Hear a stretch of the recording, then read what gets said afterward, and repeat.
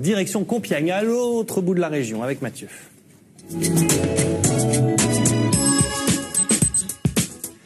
Mathieu, je sais pas, mais ça sent gros l'expérience, là.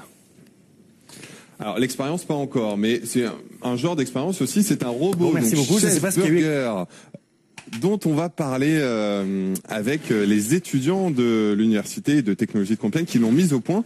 Les étudiants réunis au sein de l'association UT Coupe. Arthur Peuillot, bonjour. Bonjour. Alors ce robot, expliquez-nous, quel est son fonctionnement, comment est-ce que ça marche à l'intérieur ? Alors dans ce robot, nous avons un ordinateur qui génère des ordres, qui a été programmé donc par nous.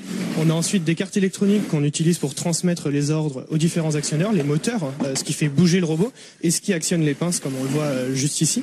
Ouais. Et donc ce robot, qu'est-ce qu'il fait Le but du jeu, c'est quoi en fait ? Il joue aux échecs, c'est une sorte d'échec, de jeu de dames. Alors c'est pas exactement des échecs. En fait, il y a des pions qui sont tirés des échecs. Donc on a des pions et des éléments plus hauts comme la dame ou le roi. En fait, il part de la couleur rouge, on l'a vu. Donc c'est le robot rouge. En face de lui, il va avoir un robot qui part d'une autre couleur, le robot bleu. Et donc le nôtre, comme il est rouge, son objectif, ça va être de placer des éléments sur les cases rouges de l'échiquier. Donc en fait, chacun des pions posés va lui rapporter des points. Ouais. Et en fait, le fait d'empiler des pions, ce qu'il a fait là, donc on voit qu'il a fait une jolie figure, ça lui rapporte encore plus de points. Alors, ce qu'il faut savoir, c'est que c'est un robot qui n'est pas un robot de la première génération, c'est un robot qui est devenu autonome, c'est-à-dire qu'il prend des initiatives par lui-même. Alors exactement, donc ce robot, dans le terme autonome, en fait, on entend le fait qu'on n'y touche pas. Donc le match dure 1 minute 30. Pendant 1 minute 30, après avoir lancé le robot, on n'y touche plus. On va pas le radiocommander, on va pas lui envoyer des ordres, lui faire des signes. Le robot se débrouille, il fait tout seul. Donc, il a une personnalité propre un petit peu, ce robot ? Alors chaque robot, oui, a sa stratégie en fait, qu'on lui a transmise, qu'on lui a programmée. Mais en fait, il va utiliser ses capteurs, il va regarder les pions, quel type de pions il a, comment il peut les placer. Il est capable de détecter l'autre robot pour pas lui rentrer dedans.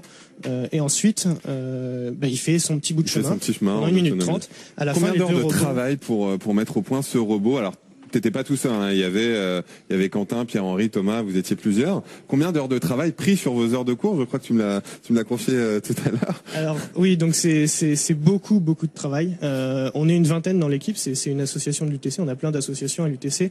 Il y en a qui font pas que de la robotique, hein. Au niveau technique, on a plein de choses. On a du Shell Eco Marathon, il y en a qui font des projets spatiaux, UT Space. Nous, en gros, on fait de la robotique, et ça c'est à côté. Aussi, voilà, on fait ça pour le plaisir. Hein. Ouais. Quand on passe des journées entières à faire ça, forcément c'est qu'on aime ça. Au niveau temps, honnêtement, c'est très dur à évaluer. On reçoit le règlement en septembre. La coupe a lieu en mai de l'année prochaine, de l'année suivante.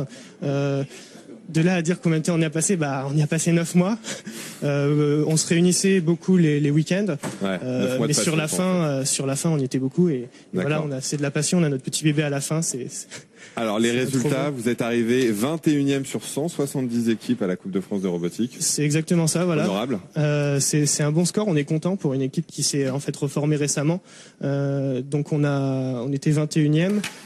Sur la coupe, il y avait d'autres écoles d'ingénieurs, des IUT, des différentes donc structures. Il y en a qui font ça dans des projets plus scolaires. Il y en a qui font ça vraiment pour leurs cours.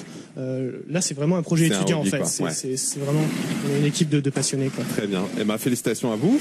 Nous, on se retrouve dans quelques instants pour vivre, Thibaut, l'expérience en direct. Il y aura de la farine, il y aura de la poussière et un gros tube à essai et normalement une explosion et une flamme si tout se passe bien. À tout de suite.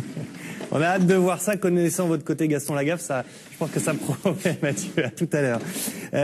Jennifer, sur l'UTC de Compiègne, encore une fois sur Internet, ça fait des expériences et ça délire aussi. Surtout sur cette association, si vous voulez suivre tout leur parcours sur la précédente Coupe de France de robotique, donc celle de 2010, vous avez des billets, c'est une forme de blog en fait. Donc vous avez vraiment là ici dans toutes les archives leur parcours sur cette Coupe de France de robotique. Et puis effectivement, on s'amuse beaucoup à l'UTC de Compiègne, notamment dans les amphis. Donc si on pouvait nous mettre le son, vous verrez que honnêtement ça donne envie d'y aller. Voilà, c'était en 2005.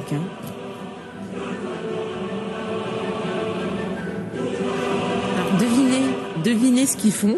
Et ils nous refont Star Wars. L'annulation du cours, le prof. Non, si, le prof y est d'ailleurs. Oui, c'est le monsieur. C'est le monsieur avec l'épée rouge, là, voyez-vous. Donc comme on s'amuse beaucoup à l'UTC de Compiègne, on fête la sortie du volume 3 de Star Wars. Voilà, en 2005, et on reproduit avec des manches à balai Star Wars dans les amphis. Allez, pourquoi pas, en même temps, on peut s'amuser.